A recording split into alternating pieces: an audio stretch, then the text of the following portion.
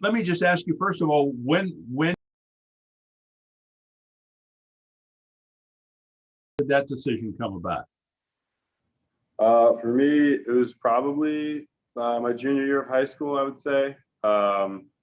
Can't really pinpoint one specific event or thing that made me want to come here. I don't really come from a military family at all, but seemed like a very challenging environment to be in, but definitely one that you're not alone in. You're here with people that think the same way as you do. So I was enticed by the challenge and prestige, I think. How about you, Lily? Yeah, so for me, my parents, they were like, yeah, we're not paying for you to go to college. And so I was like, oh crap, I gotta like figure that out. And then like I was telling my mom that I wanted to like be in the military, and of course that like scared the crap out of her. And so somebody, I think it was my dad, was like, well, you know, the military will pay you to go to school, right? And so I was like, wait, that's pretty sick. So we kind of like looked into a bunch of ways to do that, and we're big Annapolis boat show people. So 1 year down here, my mom was like, oh, wait, like, hold on. We've been coming here for 10 years and we've never seen the Naval Academy. So we went and we looked around, and I was like, I was sold. Again, didn't come from a big military family, so I didn't really know what I was getting myself into. But like once you get here, the whole mission and the challenge of it all is like kind of what drives you to stay. Gotcha. All right. Ryan, how about you? Yeah, so I actually had no idea what this place was until like second semester junior year of high school, until a coach reached out to me from here to play basketball. So then I looked into it then, and then the more I came here, I learned about like the process and what this place is and how important and how meaningful it is. It kind of really drew me in, and like the challenges that come with it, and like the process, and being able to serve your country after is pretty cool. So I think like basketball is the reason why I came here, and then like just the people and like the opportunity to serve your country and lead people after is kind of why I stayed here. Gotcha. And how about you, Will? Knew the Naval Academy was something that I'd like to make a goal to attend for a while, starting sometime in middle school when I was able to come down for a lacrosse camp. And I had some pretty big influences in my life, grandparents, uncles, who served in the military, who definitely pushed me towards following in their footsteps. And I found the Naval Academy to be, like Joe said, the environment that pushes you to be the best military leader or officer of Sailor Marines that it can be. So I made that a goal of mine in high school and tried to work towards that, and was able to get here and enjoy the past 4 years. Gotcha. So what now for all of you? Where are you all going next after graduation? What is your I got a list of where you're headed, but why don't you tell me where you're going and what you're going to do, starting again with Joe. I service selected nuclear service warfare, so I will be headed to Yokosuka, Japan shortly here. I go to San Diego for a little bit of training in the end of June, and then at the end of October, I'll ship off to Japan, meet up with my ship there, and then I'll spend about 2 years there, and then head to Charleston, South Carolina for nuclear power school. Gotcha. Lily? Yeah, Joe and I actually did the same thing. So I'm also going to San Diego for some training, and then to Yokosuka to be on my ship. And then after that, 2 years later, we'll be in Charleston. But yeah, we're on different ships, but we have the same job. So let me just ask you guys before I move on. Nuclear surface warfare. That's what I have on my list here that you all are going to do. Does that translate into any sort of a civilian career when you get out of the Navy? What do you do with that? Yeah, so the Navy does like have one of the best, I would say the best nuclear power program in the entire world. Like back when the tsunami hit Japan, they shut down every single reactor except for the two that were in port on aircraft carriers. So like that's pretty amazing. A lot of universities will like give you credits. You can get like an engineering management, like a nuclear engineering management master's. And so you kind of end up being like watch captains at nuclear power plants if you would like to. But yeah, it's kind of just a great pipeline, a great certification to have. And it can really bleed. It's kind of the beauty of this profession, is that it really just bleeds into a lot of different civilian fields. more than you'd think. So. Cool. Okay, Ryan, how about you? What's next for you? I service selected naval flight officer. So in a couple months, I'll be heading down to Pensacola, Florida for flight school. And so I'll be there for about 2 years. And then after that, I'll be sent to a squadron somewhere, depending on what aircraft I choose and get selected. And then I'll go be there and be with the squadron for a couple years after that. So then what's that mean you'll actually do in the Navy? So if you've ever seen Top Gun, it's Goose to Maverick. So it's like the backseat pilot in charge of like weapon systems, navigation, communication. I just won't be flying the plane, but I'll be on the aircraft doing all the other jobs. Wow. And experiencing those G-forces, huh? Yes, sir. Hopefully. Good for you. How about you, Will? What's up for you? So I selected surface warfare. So in August, I'll be reporting to Jacksonville to get the search and rescue swimmer training, which takes about a month. And then in November, I'll be heading out to San Diego to report to the USS Lake Champlain, which is a cruiser. And before that, I'll have to do some SWO schooling before I attend my ship. Gotcha. And talk to me a little bit about the Naval Academy experience. How was it different than perhaps, any other college you could have gone to? Obviously, there's a, military side of what you're doing, but in terms of the college experience, is it much the same or is it completely different? Joe? I think that there are some aspects that are similar, but there are also some aspects that are quite different.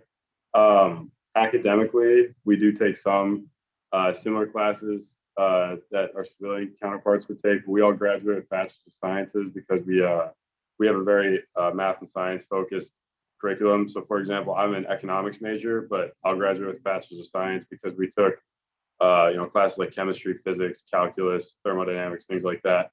So in that respect, it's a little different because we focus our academics around naval intelligence, basically, like how we can be proficient when we reach the fleet technically.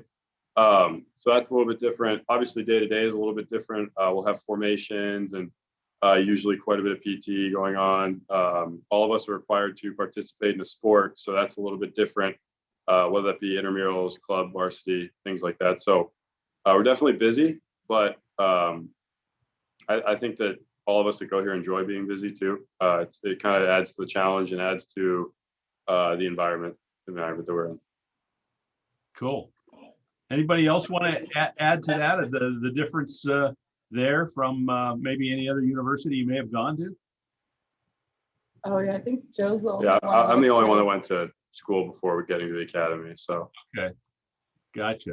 All right.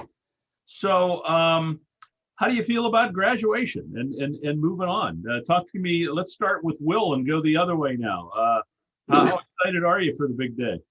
I would say there's quite a bit of excitement, and excitement and appreciation would be the two things that I would isolate as we move forward to tomorrow. Appreciation in the fact that there were so many people that got us to where we are today, whether that be family, parents, or the officers enlisted and the fellow midshipmen that we had that got us here, and all the memories that we had over the past 4 years, whether that be summer training, fleet summer, or any other of the day-to-day activities that we went through over the past 4 years. But then there's the second part, which is definitely excitement. Tomorrow's going to be a big culmination of the past 4 years, but also as opposed to simply graduation, it's a commencement and commissioning ceremony where it isolates that we're moving towards our next step in the fleet, which is just going to be a phenomenal opportunity for all of us to be able to lead and, more importantly, learn as we move forward in the next 2 years. So definitely excited and appreciative of the opportunity. Cool. How about you, Ryan? What do you think? Yeah, I think Will covered a lot there, and I think I'll kind of feel the same way. But I think it's just we're all excited. We put a lot of work in the last 4 years. This place really pulls you from all angles and makes you work hard. So being able to come to this final event and like really realize that we're finished with the academy, we're able to move on and actually get out to the fleet and lead people and learn our and start our careers. It's really exciting. I know we're all excited to get going. Cool. Now I'll throw you all a jump ball, and it doesn't matter who answers this, but let's let's give one here for the Naval Academy and maybe encourage other young people to consider it. Who wants to put that hat on for a minute and talk about why this would be a great opportunity for anyone that might be qualified? Yeah, so I actually love talking to like high schoolers and stuff about it. Because I don't know, at my school, like not a lot of people, like I was like the first person in like 10 or 20 years to even think about going to a military school. So I really try to encourage people to think about it and seriously consider it, because honestly, like you can go to regular school, you can go party, like you can do whatever you want, but like those places aren't going to challenge you in literally every aspect of yourself. So I think if you're someone who like values being really well-rounded and wants to like be a leader and make a difference and like actually physically have a positive impact on other people's lives, like this is a really good place to like learn those skills so that someday you can carry off into the world and hopefully change it. Cool. One more question, and it's sort of the elephant in the room, and the reason I wanted to talk to you all. How unique is it that we have 4 people from Erie, Pennsylvania that are there all at the same time, graduating all at the same time? Well, what's that?